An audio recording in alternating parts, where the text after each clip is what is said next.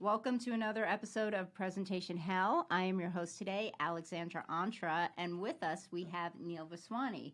Neil is the CEO and co-founder of Corestream, which is voluntary benefits. Yes. So that's my first question. What are voluntary benefits? Okay, good question. Nice. Well, thanks for having me, Alex. And Happy to have you here. Fun to be on the podcast.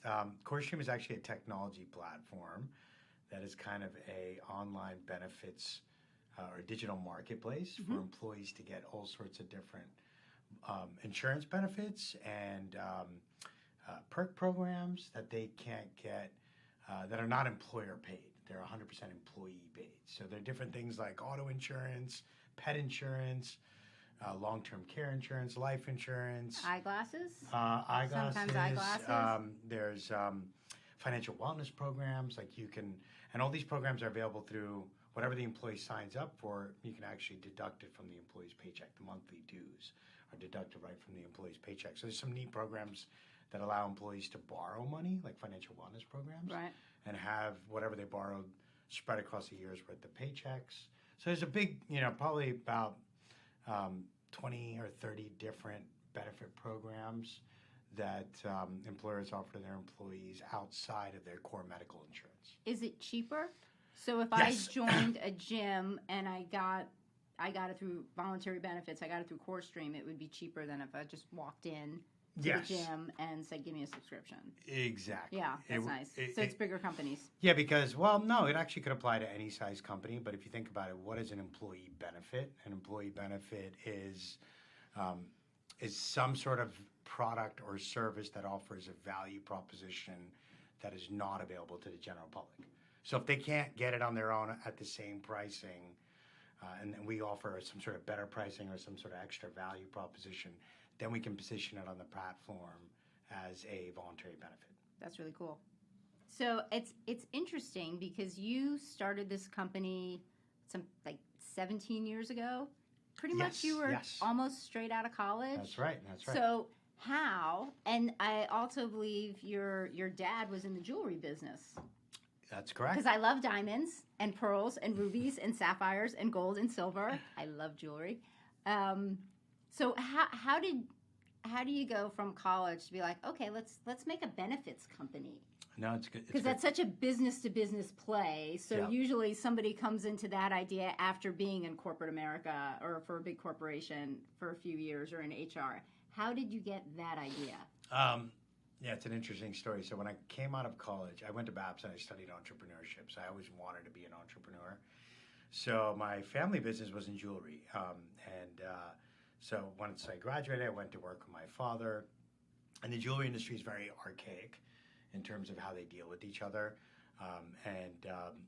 It's not necessarily a modernized industry, if Do you they will. still carry little pouches of diamonds They do. inside They their do. coat pocket Yes. and walk along Fifth Avenue? Yeah, exactly. That can't be good. So there's a street in New York called 47th Yeah, Street, right? the 47th. Diamond District. You know, right? My So- mom used to take me. Exactly. So when you walk through that, you feel like you're transported into like a Middle Eastern bazaar. Oh, yeah. And so, anyway, it wasn't an industry that I could really stretch my legs with everything I'd learned in school and leverage all the modern technology out there. Right at that time, the dot-com boom was happening. Right. And so I wanted to incorporate some sort of digital aspect, and it was challenging for the jewelry industry. So I worked with my dad for about a couple of years, just trying to find my way there. And then... So you worked with your dad in the jewelry district. Correct. So you were Correct. behind the booth.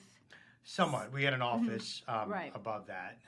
But it's a very physical business. It's very Correct. personal. It is. You have It is. physical product. You have people coming in and out. It's Yes. relationships. Today, I mean, honestly, my team and I were all on a call today, and we realized we're all on Zoom, and we're within 10 feet of each other. The one remote person that we did the remote call for actually spaced and didn't show up, and we're talking for 45 minutes before I realized we are all within 5 feet of each other. I don't know why we're not in a conference room, but we weren't.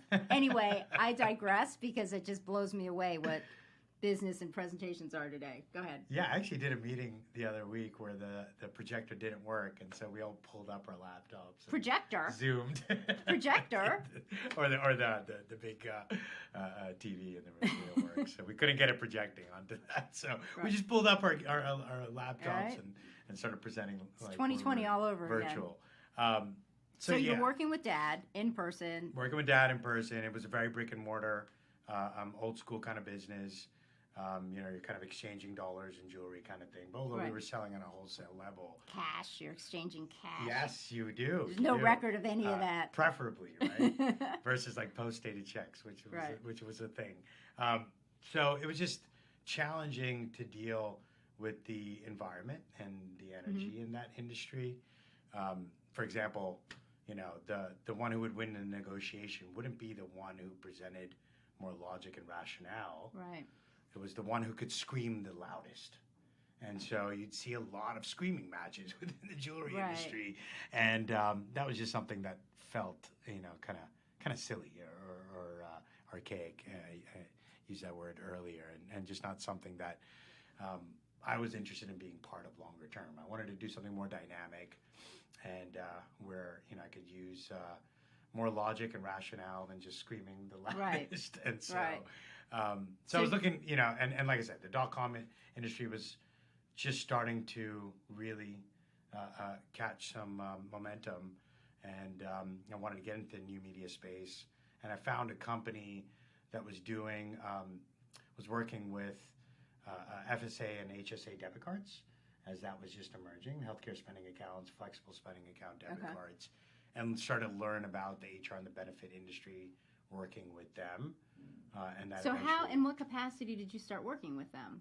I took a full-time job. Okay. Yeah. All right. And just started to learn about the ins and outs of benefit programs and what's important to HR people and benefit managers. And then, really built Corestream based on various problems that I saw that needed to be solved. So you saw the problems. They needed to be solved. How did you present them? What are the problems, and then how did you present them? Because you went out. Did you bootstrap or did you go right and raise money? And you have a brand new product, so you would also have to present to companies, corporations who have no idea who you are or what this category is.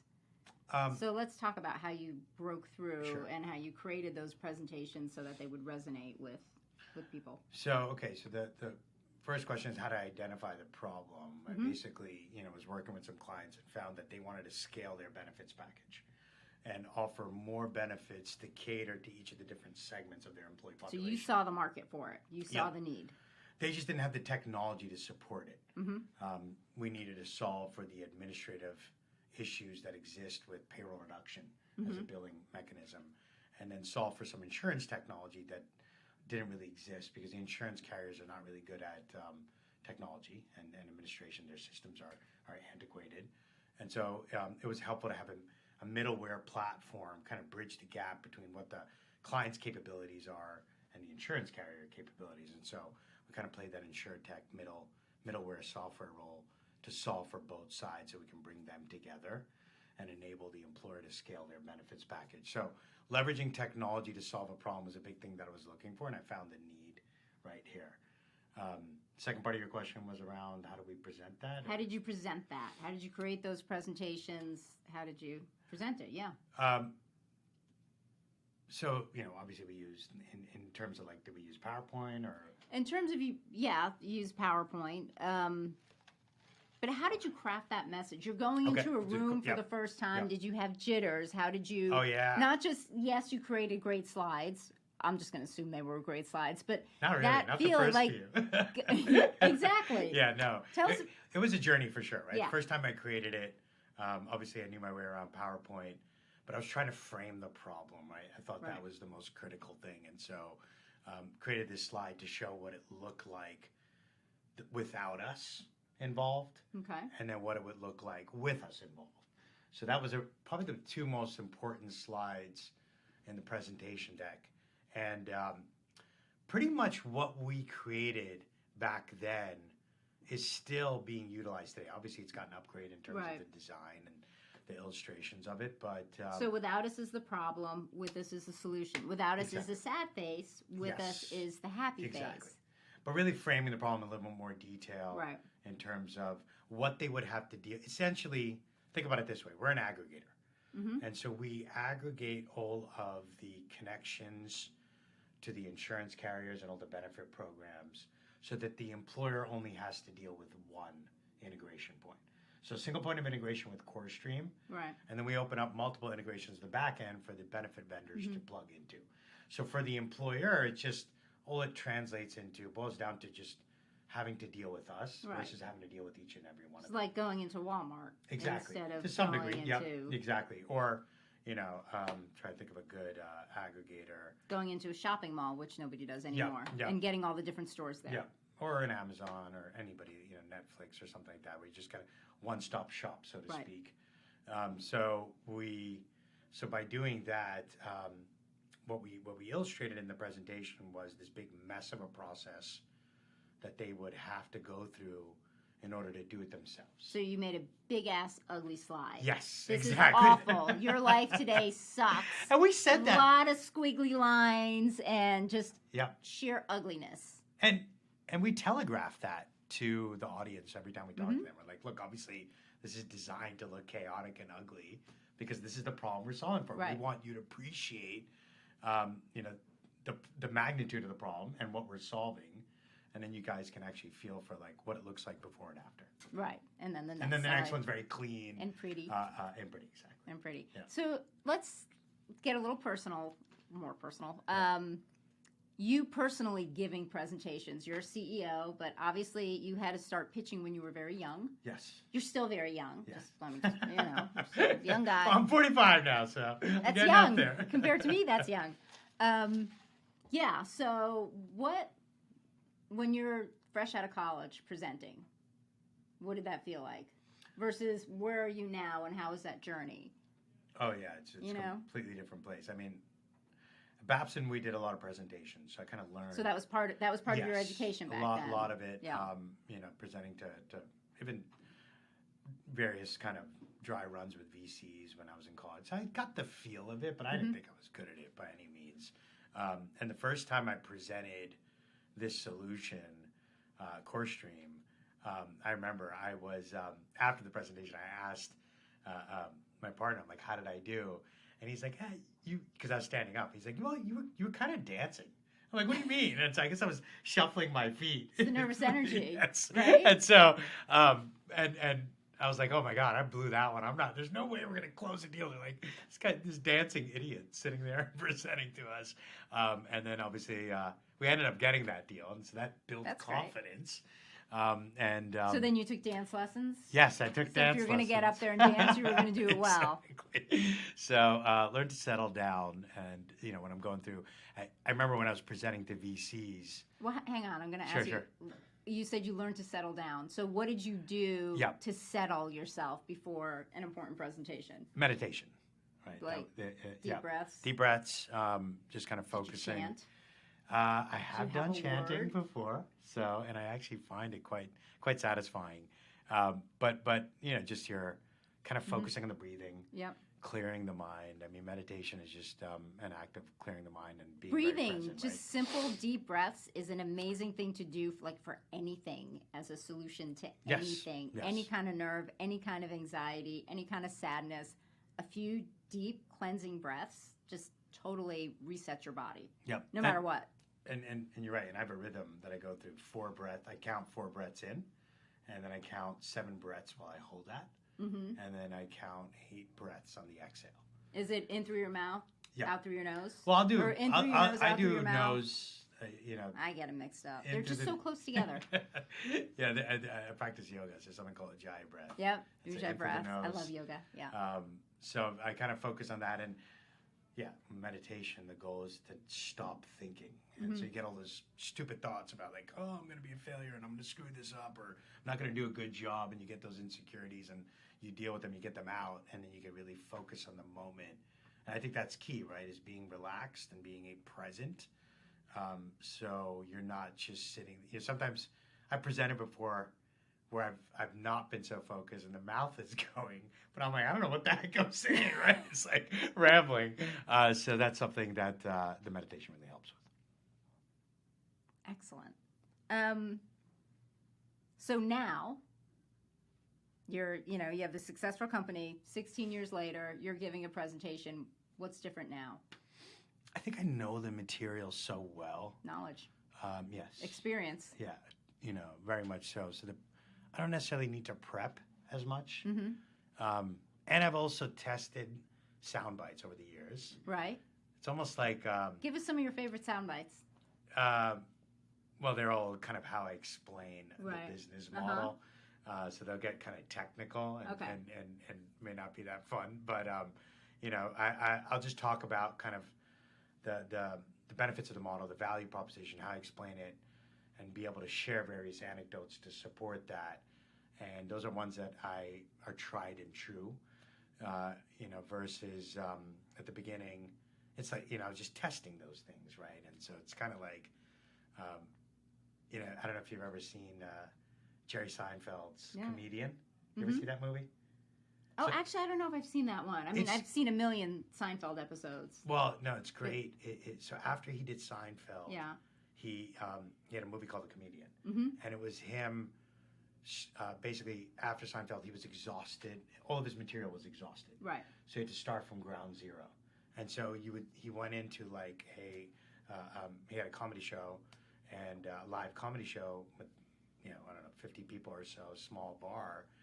And he starts telling jokes, and they totally bombs. No one's laughing. And this is Jerry Seinfeld. And this is Jerry who was Seinfeld. Like the #1 show for 10 years, highest paid actor, comedian in the world at that point. Exactly. And he bombs. And he bombs. He bombs in front of 50 people. Yeah. He bombs. That's amazing. And it was so interesting to see because it was like, okay, this guy's a legend. And here he is struggling. Yeah. And having the same issues. Like, he's human, right? He's having the same issues that we're having. And the whole movie...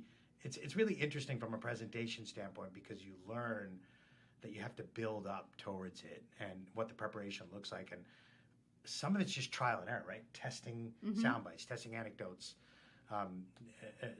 different styles of presenting and seeing how the crowd is responding and then leveraging those. And the same thing he did, right? If he got a lot of laughs, maybe get one laugh out of that first set. And then he carried that set through to the next one, right. And the next one. And then throughout the whole movie, you see this journey. And at the end, he's at Radio City Music Hall in New York, and he's killing it. Right? And so it's like really cool to see how, you don't just become Seinfeld overnight. You've got to get out there, try things. And it takes a lot of failures. Even if you're Seinfeld, you can still fail. Yes, exactly. You can still fail. You got to get it wrong first before you get it right. And it's the failure that you learn from. You got to get it wrong before you get it right. So, advice for presentations: practice, breathe, meditate, relax, and know your content. Yep. Know your subject. Experience. Don't bullshit. Talk about what you know. You're right, because I'm super confident if I get up in front of so many people and talk about Corestream or the industry. Right. But, doing a speech at my best friend's wedding or a friend's wedding, that's different because I've not done that content before. Right, so right. That feels and very you could different. bomb. Yes. And you have to be I funny. could be Seinfeld. I want to be Seinfeld Seinfeld in Radio City Music Hall, not the Seinfeld in the bombing in the little dive But at bar. least he had all that money in the bank. Yes, so. exactly. That helps. Excellent. Well, thank you so much. Great. Awesome. Neil Vaswani, CEO of Corestream. Thanks, Alex. If you need help making better presentations, better stories for business, get our book, Presentation Hell. It's available on Amazon, Barnes & Nobles, and a bunch of other places.